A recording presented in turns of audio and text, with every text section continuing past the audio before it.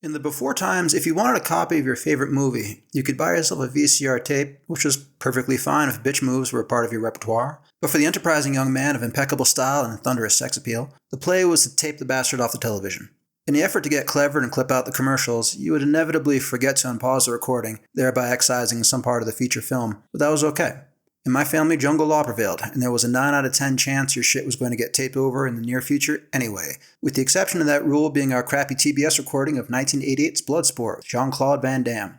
Taping over that one wasn't quite pick yourself a switch territory, but boy did it ever creep up to that line. I'm going to break this classic from the before times down of some context, storyline, characters, world building, and themes. If you're sticking around to hear me talk shop, well alright. Love your face. Never forget our time together. Like and subscribe, or don't if that's not how you roll. I'm Dr. Balthazar, and whatever works for you, works for me. So a bit of context. Bruce Lee's Enter the Dragon released in 1973, making the martial arts movie a thing for Western audiences, though it's always been a thing in Chinese cinema. The Karate Kid debuted in 1984, re-energizing an American interest in the martial arts, in particular disciplines that throw punches with one's feet. The UFC debuted in 1993 as a no-holds-barred tournament, which was ostensibly a showcase for Brazilian Jiu-Jitsu's effectiveness against other fighting disciplines, particularly ones based on striking. Yes, that gentleman has only one boxing glove on. Welcome to the 90s.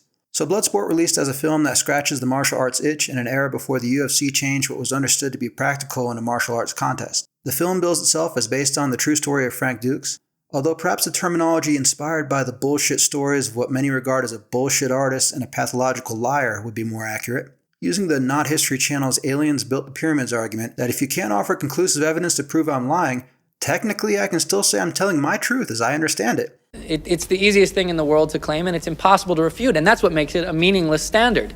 The man has made claims including, but not limited to, receiving ninja training by someone with the same name as a character from the James Bond film You Only Live Twice that nobody can prove ever existed, winning the Medal of Honor for combat heroism overseas as a Marine Corps reservist never deployed outside the country, running clandestine operations in South America as an unofficial CIA operative, retiring from combat sports with a fight record of 329 wins and 0 losses, including a knockout streak of 57 straight knockouts in a single tournament, which would require more participants than exist on the planet to produce 60 rounds of a single elimination in a tournament bracket as claimed. My God, I don't even know what that is! Nobody does. And, my personal favorite, the claim that the katana he received for winning the Kumite fighting tournament of 1975, he sold to buy the freedom of a boat of kidnapped orphans from pirates, who reneged on the deal, but he and his friends saved the orphans by defeating the pirates in combat. His military record includes a mandatory psychiatric evaluation in 1978 for exhibiting quote-unquote flighty and disconnected ideas. I leave it to the viewer's judgment to decide where they stand on that one. Also of contextual note, Rocky IV came out in 1985, proving if you have no confidence in your storytelling, you could just montage your way through it. Pushing a musical score to the forefront of a film project is a shortcut attempt to create emotional buy-in through sound, where the narrative itself seems like it needs a helping hand or a Hail Mary. Bloodsport relies on this cheap trick, but it's fun in a Bush League kind of way, though it's still the mark of an asshole to place a heavy reliance on music and montage to tell their story. But anyway, enough background, hit the music, let's montage this motherfucker. Our story opens with the montage of fighters training around the world. All the fake as fuck martial arts tropes are here with the breaking boards, smashing blocks of ice, and so on. I can't help but place a hand over my eyes and shake my head in disbelief at the portrayal of the African fighter as what appears to be a monkey-style practitioner of a fighting discipline I'm not familiar with. Our hero Frank Put Up Your Dukes is introduced as an army captain, and a logical plot point number 1 is set in motion in which the army desperately wants to prevent him from participating in the not very secret Kumite full contact fighting tournament. Illogical plot point number 2 follows with a flashback in which a young Frank Put Up Your Dukes, who does not possess the power to coherently make words in English, You're not gonna call the cops? who is wearing a San Francisco Giants hat and a New York Giants jersey, okay, sports has never been Hollywood's thing, takes part in a home invasion, and the dude he's stealing from decides to train him as a karate ninja. Another training montage follows. We then transition to Hong Kong, where Ogre from Revenge of the Nerds is introduced as his homeboy. We'll call him Yeah Buddy, along with the love interest we'll call failed model actress, though I don't know that she ever modeled. The boys register for the tournament with another fake martial arts trope of breaking a brick with your bare hand. In this instance, Frank Put Up Your Dukes uses the dim mak. What the hell is a Dumac? Death touch. To break a brick at the bottom of a stack of bricks. Martial arts fakes have loved using their inner chi to break styrofoam shit over the years. Frank Put Up Your Dukes saves failed model actress from some Kumite fighters in the Middle East. This is a Canon production, which was a bullshit film production company that churned out B-side action films from 67 to 94.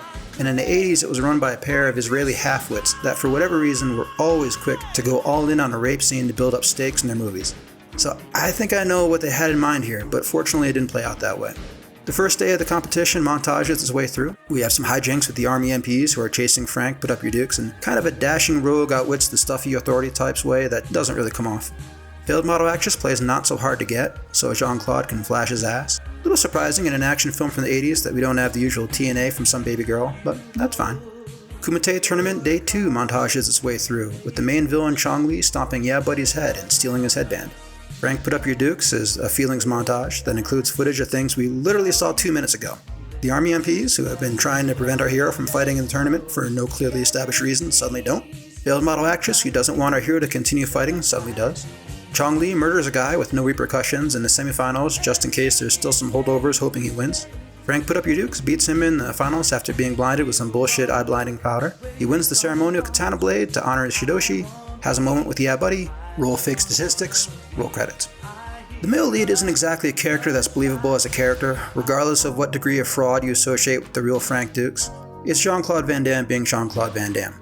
His story arc is something along the lines of he's driven by a need to honor his Shidoshi, which is the ninjutsu equivalent of the martial arts sensei, since Frank Dukes claims to be a ninja, not a practitioner of established martial arts disciplines like Kung Fu, Karate, or Taekwondo. But you get the idea. They patchwork in a desire to avenge his fallen comrade, who he's known for a day, but is brothers for life with since they play video games together, and he accomplishes those things with about as much acting talent as Jean-Claude could bring to bear in one of his early feature films. They find about 8 different ways for him to do the splits, because he can do the splits. Maybe that's not the right splits count, but I kinda lost track and wasn't really counting anyway. I'm not really sure why that became such a fascination for the filmmakers. Jean-Claude is great as the inspiration for Mortal Kombat's Johnny Cage, especially with his signature ball shot, which he established in this movie.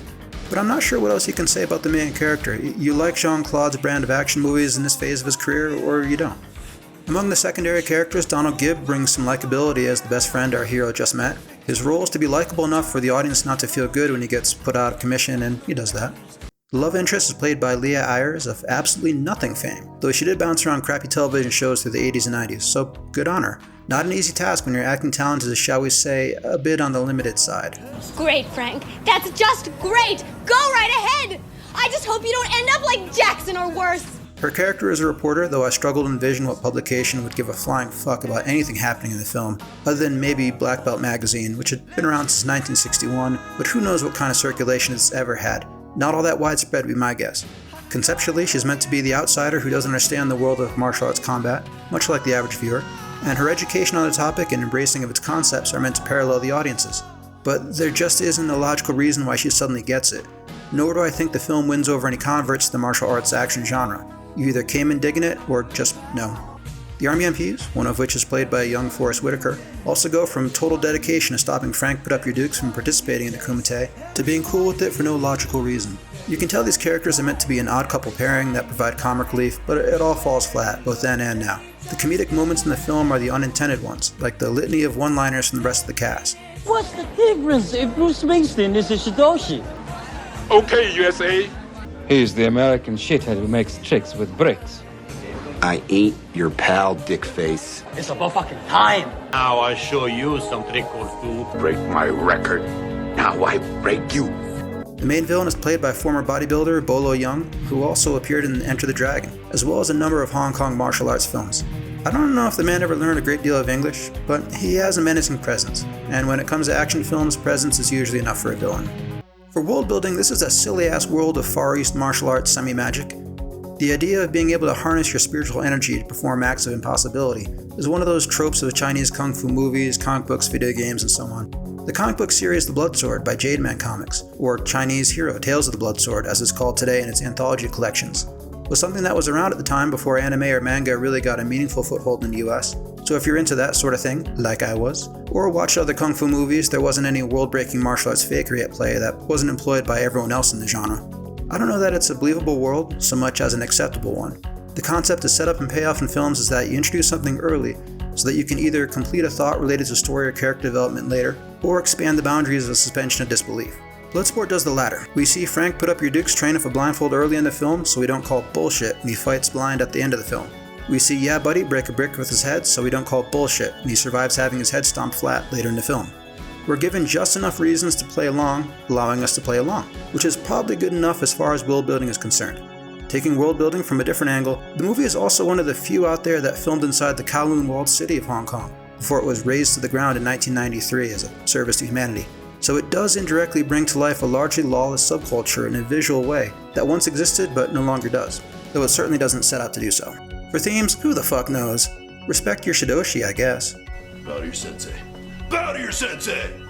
Frank Put Up Your Duke's internal motivations seem to be that he was supported by a ninja master at a formative age, and he wishes to honor that investment, as well as prove himself as a fighter. There's also setup and payoff with that concept, as he sort of tries to steal a katana blade as a developmentally delayed adolescent. Is told he has to earn it, though I think you can buy a katana then and now without too much difficulty.